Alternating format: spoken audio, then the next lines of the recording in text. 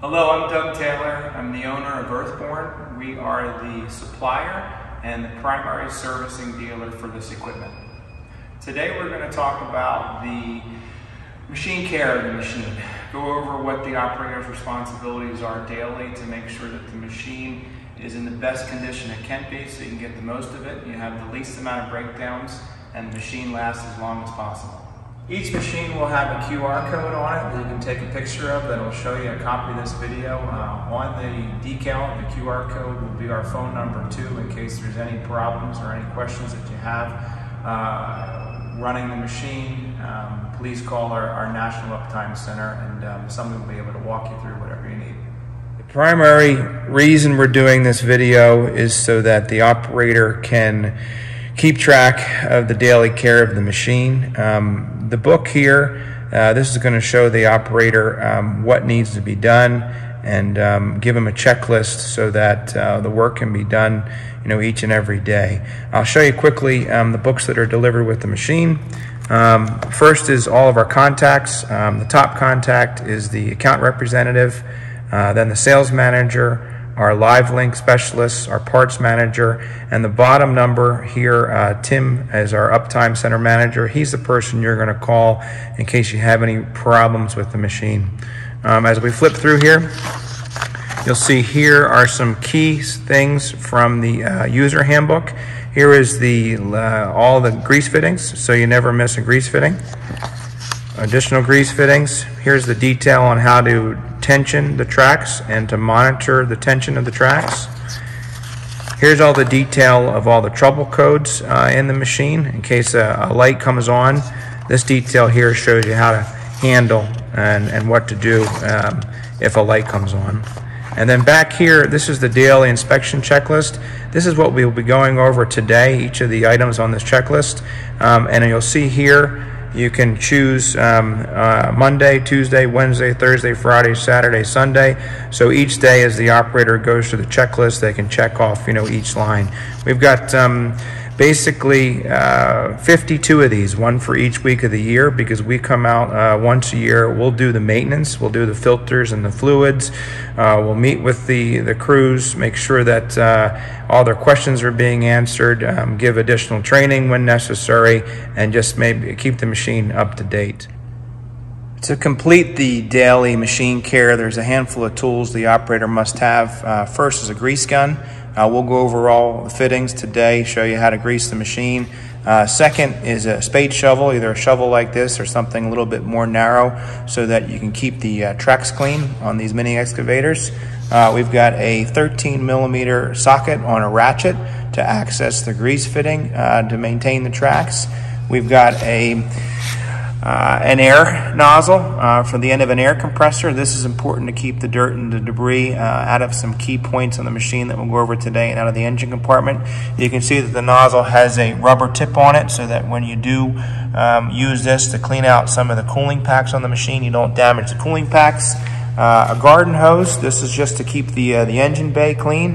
We try not to use a pressure washer because we don't want to do any damage with the pressure washer. And then we've just got a broom so that you can keep the cab clean. We'll show you later on the video that when you bring your dirt in from your boots in the cab, that dirt circulates through the air and that's what clogs up the air filter, hurting the air conditioning performance in the cab. Before you get started in the morning while the machine is cold, we're going to go through each item on the daily checklist. The first one we're going to talk about here is how to check your fluids in the engine compartment. So right here, we'll talk about engine oil first. We've got a dipstick down here. It's got a yellow knob on it. Pull the dipstick, clean the dipstick, put the dipstick back in, and then check the oil level on the dipstick. You want to have your oil level between this high notch and this low notch. In this case, looks like we're right about here, so we are okay, but we're a little bit on the low side. But that's typical of what you're going to find when it's cold. If you do have a low level and you want to top it up, right here is the cap. You can pull the cap off. This takes a 5W weight 30 engine oil in most environments. It could be a little bit different if you're in a real hot environment or a real cold environment, The handbook that we printed that has the daily checklists, in there it tells you the different types of fluid that you can put in this engine, but most of them come out of the factory with 5W30. So that's how you check and maintain your engine oil. Over here you have your fuel water separator, and you can see down here that you've got a sight glass. The reason for that sight glass is so that if you have any water in here, or any dirt or any sediment, it will pile up in here and you will be able to see it.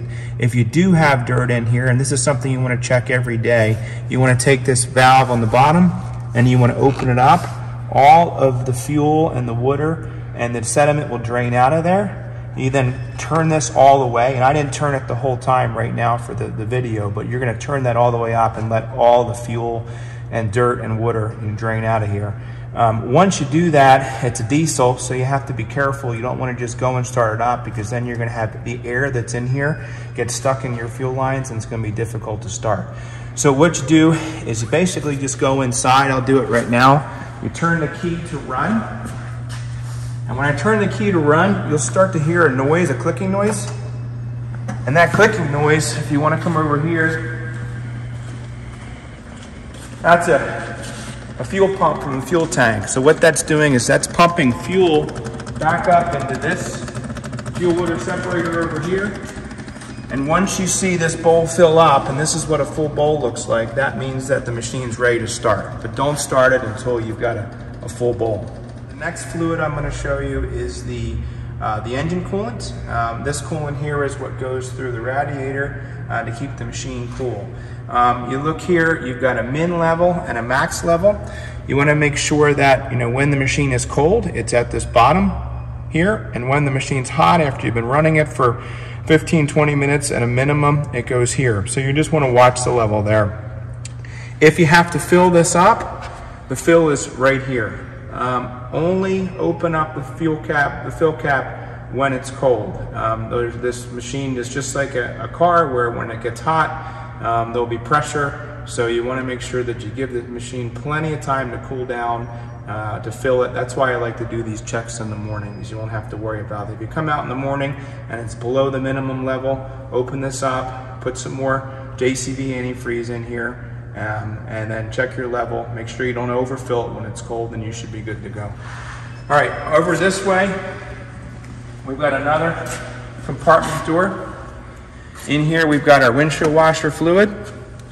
And then down here, we have our hydraulic sight gauge. What you want in your hydraulic sight gauge is you want your level above the red dot. You can see here, our level is just above the red dot right here at the top. Now, with these machines, you want to make sure that you have them configured the right way. Right now, this is in the right location for checking the fluid. The blade has to be straight, and it has to be flat. The arm has to be like this, with this arm completely vertical and the bucket flat. Any other configuration, it's going to give you a false reading on the sight glass for the hydraulic tank. So make sure that you're configured like this. Check is for leaks on the machine. So you're going to want to walk around the machine, and you're going to want to look specifically at your hydraulic lines on the unit. You want to make sure that there's no hydraulic fluid buildup. You want to check your cylinders, make sure that there's no fluid here. You want to go around, check everything. You want to make sure that you've got no drips on the ground. You want to make sure that you've got no drips on the tracks. You want to look in to your engine compartment, and you want to get a flashlight in here and make sure that you don't have any leaks or any drips. It's not uncommon, for the machine to have leaks, especially, in the first 100 hours of the machine's life. There could be a line that, comes loose, or could be an O-ring that got nicked when it was put together. So don't be alarmed. A lot of times, if you have a loose line, you want to make sure that you have the machine off, and you can put a wrench on some of these lines, and you can try tightening them up and see if the leak goes away. Oftentimes, in the first 100 hours, that's really all that it needs. To check for leaks, you want to make sure the machine's off. Never check for leaks with the machine running. Never try to find a leak with your hand while the machine's running. That's the sort of thing that could kill you if the hydraulic fluid got into your skin, at high pressure. A couple things to look at here on this specific unit and the areas that are vulnerable when you're digging, and the things that you want to really watch out for is if you do have a hydraulic thumb like this, that you watch these lines as you go down, into your trench. You watch these lines when you go into your trench. This manufacturer, JCB, does a pretty good job of hiding most of the lines to keep them out of harm's way. They've also done a great job with protecting the hydraulic cylinder. So this area here, the business end of the machine, this cylinder is protected by this piece of steel. These hydraulic hoses are behind the cylinder. There's a lot of nice features on here that really prevent you from damaging the hoses while you're digging. But certainly there's some hoses that you have to be aware of. Another thing you want to check, another one of the items on the list are all your hydraulic cylinders and all your pins for your hydraulic cylinders. You can see here that these pins here that hold all of this together, have bolts on them, and the pins are all the way through the ends.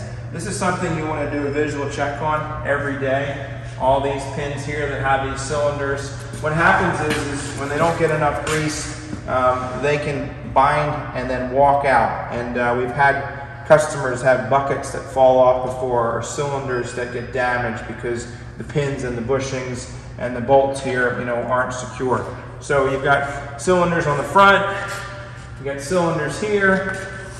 You have cylinders here, there's more protection on that cylinder and that cylinder, cylinders here. So you really want to go around and check, all these pivot points on the machine to make sure that they're all good and all your bolts are okay and everything looks good. Another thing you want to make sure you do with all these pins is you grease them. We've given you a grease chart in your daily check handbook. So you want to make sure that you go and you hit every single grease fitting on the chart. First couple times you grease it, make sure you use the chart, otherwise you may miss a hidden grease fitting. But this machine here, and all of our mini excavators, they've got 500-hour greasing intervals, so it's not something that you have to do every day. I do recommend though that the bucket, again, the business end of the machine, what might be down in the dirt, in the water, in the grit, that you do maintain some of these fittings here. You try to grease them about every 8 hours worth of operation. But you want to go over every fitting, you want to make sure that you give it 2 to 3 pumps of grease, and you want to make sure that every fitting takes the grease. If you find that it won't take grease, you probably need to get a new grease zerk. These just screw out and new ones screw in, and then you can put grease in. If you're having trouble greasing at the beginning of the day, a good trick is to do it at the end of the day, because the pins, the bushings, everything is hot, and as soon as the grease hits it, it'll flow better in the places that it needs to go. Another trick is you can take the machine and you can change the position. You could curl the bucket in, you could move the arm around, you could try different positions to get it to take grease. But if it won't take grease, we have to make sure that we fix it so that it doesn't wear out prematurely. Okay, the next item on the list is your air filter. I'm going to show you how to check it and how to clean it and how to replace it. A couple things to mention with the air filter is right here you do have a sensor. So one of the trouble lights in the cab will be for the air filter when it is really dirty. I recommend though that you don't depend on this. You can use this as a safety. I recommend that if you're working in a dusty area, that you should check your air filter every day to see if it's starting to get clogged. So the way you check it is you have a clip here and you have a clip on the other side. First, what you can do is you can kind of open up this duckbill, see if there's any dirt that's kind of collected here, and let that come out. And then second, you can open up your 2 clips and then you pull out. So with the air filter, every time that you remove it, you are putting yourself in a position where dirt could get around it and get into the engine. These air filters are extremely important. This is how the machine breathes.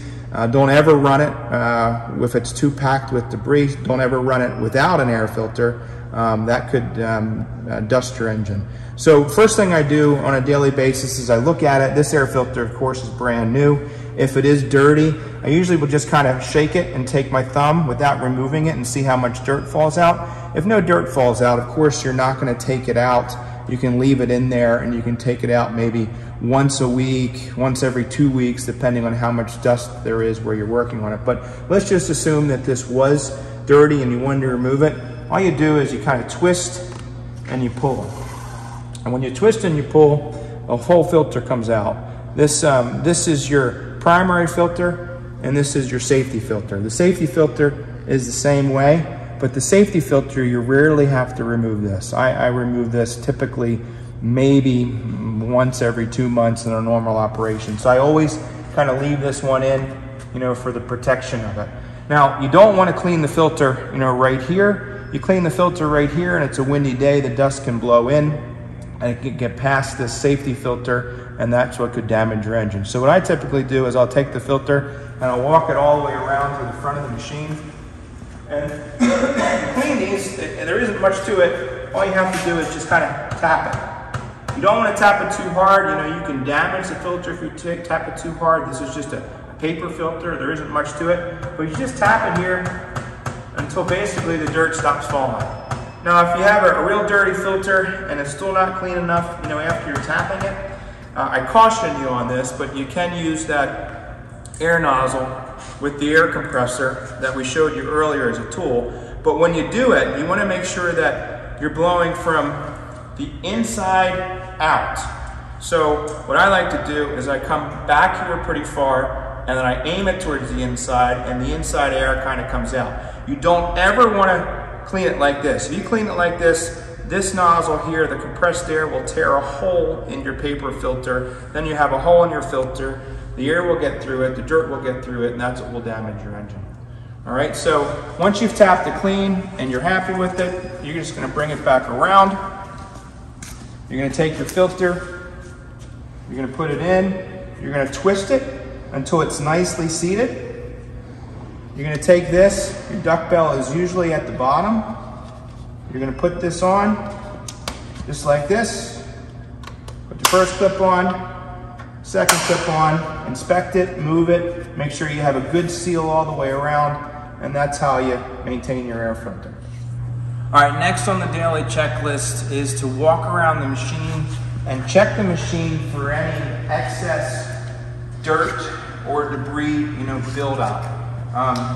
You want to check the outside of the machine, you want to check the engine compartment. The reason we do this is twofold. You know, one, if you have debris in the wrong spot and you're using the machine, you're raising the blade, and you've got debris caught there in the hydraulic cylinder, that can actually bend the cylinder, or that could, you know, break one of the lines.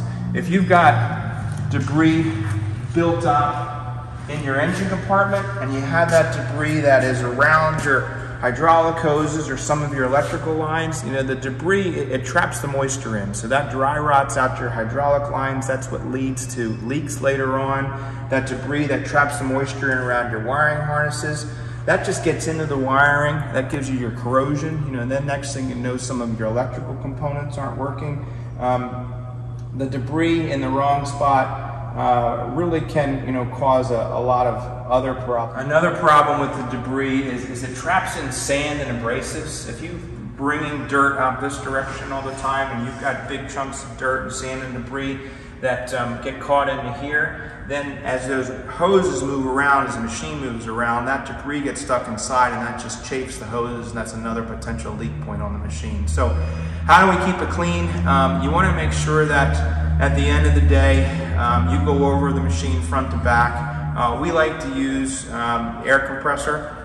You can use the air compressor, get in here, clean out, you know, all these lines, you know, everywhere. Here, you know, all these pivot points where we said that you could trap things. Another thing that you could use if you're not by the shop where you have a compressor is a big commercial leaf blower. You get the leaf blower and you can blow out, you know, all these areas. But you really want to make sure that you get into all these pivot points here, because that's where most of the damage gets done. You can kind of go around through this area, get up in all these pivot points in these spaces here, and then just really work your way around the machine. We'll talk about the tracks in a second, about, you know, keeping them cleaned out. The engine compartment, you certainly want to get in here daily with the compressed air and kind of clean all this area out. If you see that you're starting to have dirt build up in the bottom of the engine, the best thing to do is use a garden hose. So the garden hose I like to use in the engine compartment. A pressure washer sometimes is too powerful. You want to make sure that if you're using the hose, you're not getting the water into the wiring harnesses, the electrics, and when you use a pressure washer, that's just too strong. Sometimes what we'll do is you can take the belly pans off the bottom, they're just bolted in, and then you use the garden hose to kind of clean it out. Let me show you something over here though. It's always a good idea with any of these machines when you're working in the electrical areas of the machines is we have a battery isolator right here. I usually like to turn that off, and that's going to cut off all the battery power to all the electrics, so you don't have to worry about a short, when you do go and you rinse down the inside of the engine bay. So the next item on the list that you want to keep clean on the machine is the airflow. You want to make sure that the machine can keep clean. This is one of those things that if you are running the machine in a dusty area, you're probably going to have to clean these out every day.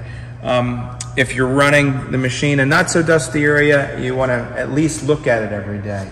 So, how do you clean these? Well, first of all, you want to make sure you're using an air nozzle with a rubber tip on it, and you're not using a leaf blower. The reason you don't want to use a leaf blower is a lot of times you're just cleaning off the stuff that's on the surface, and sometimes the leaf blowers will blow the debris into the cooling pack and it'll get stuck here and it'll make it more difficult to get out. So what I like to do is I like to take these, and some of these machines you can actually remove the front cooling pack. This is the air conditioning condenser here. So you can pull this out of the way, which is going to give you more access to your cooling pack for your hydraulics and your cooling pack for your engine. And I like to take this and I like to go kind of fin by fin and give it a good cleaning. Everywhere that I can reach with the nozzle, I'll get in and really get a good cleaning. And then you want to make sure that you did it right. So what I typically do is I'll grab a flashlight and I'll take a flashlight and I'll look through the fins to make sure that I can see out the other side. That really is the only way to know that it's clean. Of course, if you're overheating on a regular basis, you're going to have a light on that comes with the dash, and the machine's going to have trouble running. If you continue to run it while it's hot, you could do damage to the engine. Your hydraulic fluid isn't going to last as long. Your other fluids aren't going to last as long. So we recommend that you definitely, on a daily basis, go through here and clean out your cooling pack.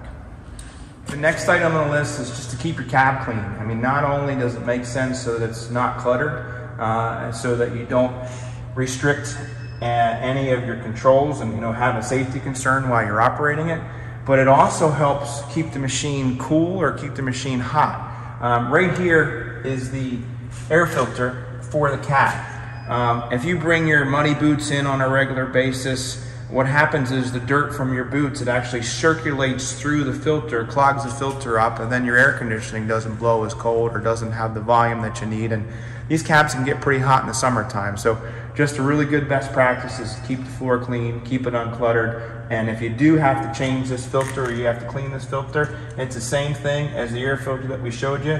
You have two screws here, the air filter comes out, you can tap it, you can clean it with your air gun. It's not as critical, of course, if you do cut through the paper filter, because you're just going to have a hole in your filter to your cab. You won't be putting dirt into the engine, but that's how you clean your cab. You want to do an inspection on your rubber tracks. You want to do your inspection daily.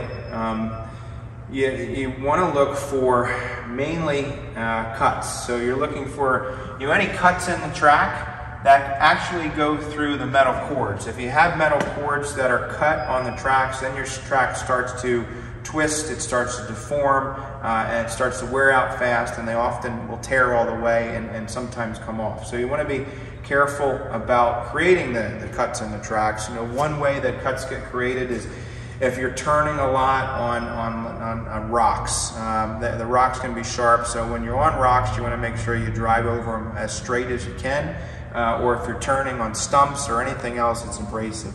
So you just want to watch that you don't damage them. So another thing you want to be looking at on your tracks is you want to be looking to see if there's any dirt buildup. If you have dirt build up here, you have dirt build up here, that could cause a problem too, just like the rest of the dirt and the abrasives that we talk about. If you're working in sandy soil where the sand gets trapped behind these metal components, and it starts to accelerate the wear on the metal components like the sprocket, some of these idler wheels. It packs their dirt up around these rollers, and then that sand gets into the seals for these rollers, and these rollers leak. So you really want to make sure that you keep your tracks clean. So there's a good way and a bad way to clean tracks.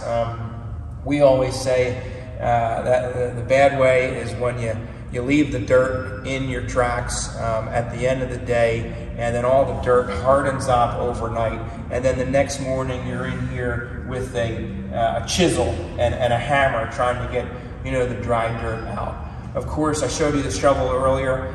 Best practices is at the end of the day, while the dirt is still soft, it's just to get that shovel and just kind of push it in here, and you'll just see that loose mud will just kind of fall away, and get in here and clean it up. Another thing I like to do is once I get the heavy dirt out of the tracks is I will bring the bucket around, put the bucket down, I'll lift the tracks up in the air, and I'll just drive the one track, forward, drive it back, drive it in high and low gear, and that'll let the rest of the dirt kind of fall away. But if you do that in the evening, at the end of the day, while the dirt's soft, you should be in good shape. The next thing we're going to talk about is tensioning the tracks and checking the tension of the tracks. You have to make sure that before you start that process that your tracks are completely clean. You're never going to get an accurate reading on your tension of your tracks if you have dirt and mud packed up in there. Check the track tension. This is something, again, you want to do once you've got all the dirt removed. It's a good, you can do it at the end of the day if you like after you clean it, or you can certainly do it at the beginning of the day. But what you do is you kind of come to the center of the undercarriage, and I like to go right below this roller right here. And you measure the distance between the bottom of the steel and the inside of the rubber. And you want to have 3 inches on the 50D and on most of these mini excavators. So right here you can see we're 3 inches exactly. So this track is tensioned perfectly. If I don't have a tape measure, what I like to do is I like to take my grease gun and I just put it in here, and I make sure that I've got plenty of room, with the barrel. The grease gun barrels are usually about 2.5 inches, so you want to have about an extra 1/2 inch to play. So if this track were too loose and it was sagging down, what could happen is the track basically could come off when you turned, or if you're on a hill. So you want to make sure that you keep the track to the proper tension. So to tension the track, this one doesn't need it, but I'll show you how to do it. And you have this access plate here, and underneath this access plate is a grease fitting. So what I like to do is I take one of the bolts and I loosen them up, and I keep it in there, and I take the other bolt off.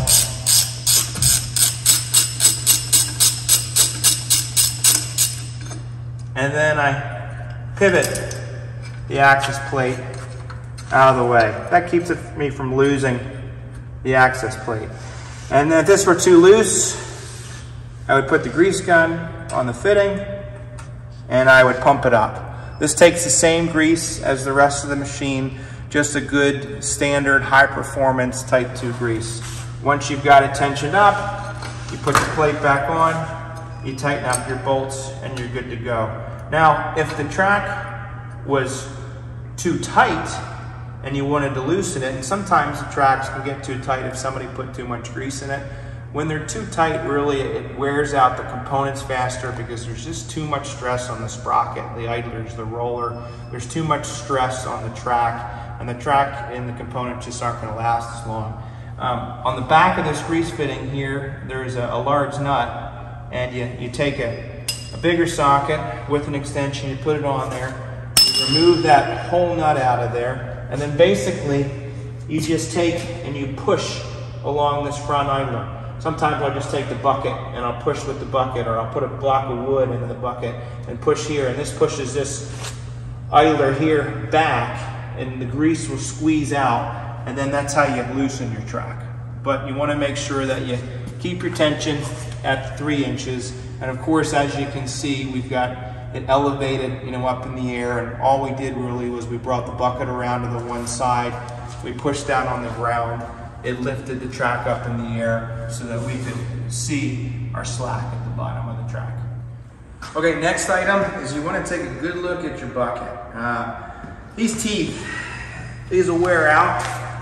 These bolts, these may come loose. So you want to just keep an eye on your teeth, make sure they're good, they're secure, they're not wearing. If you have the right teeth on it, the bucket will dig certainly a lot faster. And while you're looking at your bucket, you want to make sure that your bucket is secure. This one here has a quick attach on it, and you want to make sure that your pins are locked in the front, locked in the back, and that everything is tight, and that there's no chance of your attachment coming off the machine. If you have a thumb like this machine has, same thing. You want to take a real good look at your pins. You want to take a good look at your thumb, move it around a little bit, make sure everything looks good. From there, the next item on the list is you want to just do a walk around on the unit. You want to look for loose bolts. You have a cutting edge down here on your blade. You want to make sure all these bolts are tight. You want to make sure that you're not showing too much wear. If you're showing a lot of wear, if you have any cracking, you could do damage to the bottom of your dozer blade. This cutting edge, this one's actually reversible. So you can flip this over. You can take this worn edge, move it to the top, take this edge, put it on the bottom. That's a nice feature, the reversible edge. But you want to look at all your bolts, make sure that there's nothing loose, and just do a real good, walk around of the unit, check for damages, make sure there's no damages, there's nothing that could fall off as you're operating it. The next item on the list is, I like to take a good look at the cab. This cab here is ROPS certified, which means it's certified for rollovers, that it won't crush. You want to make sure that you don't have any cracks on your cab, any damage on your cab. No one's run into it with another machine or anything. I like to look over the whole thing, the back, the other side, and then I like to look at all the glass, make sure that there's no damage to the glass, make sure that your windows are tight, your door closes all the way, that it's latched here nice and tight, and then nothing's going to come loose while you're operating. Those are all the cold weather checks I like to do. The next thing I typically will do is I'll start the machine up, and I'll go through, once it's running, all the controls. I'll make sure that everything operates the way that it's supposed to. I'll throttle the machine up, throttle it down, make sure that the engine sounds okay. I'll check my gauges. I'll make sure that I'm monitoring my gauges, make sure that all my temperatures are correct, and I'll look at my gauges to see if any of my trouble lights are coming on.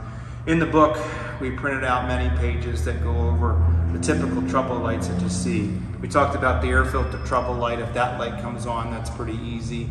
You're just going to go out there and follow the steps to clean out the air filter. If the battery light comes on, that's pretty easy. That could be some battery terminals that are loose, or that could be the alternator belt that's tight or loose. And if that belt is loose, there's a procedure in the user handbook that comes with the machine to show you how to snug that up so that light goes off. And of course, if any of these lights come on and you don't know what they are, or if there is any codes that come on, call our National Uptime Center. Again, that phone number is in the book that we gave you.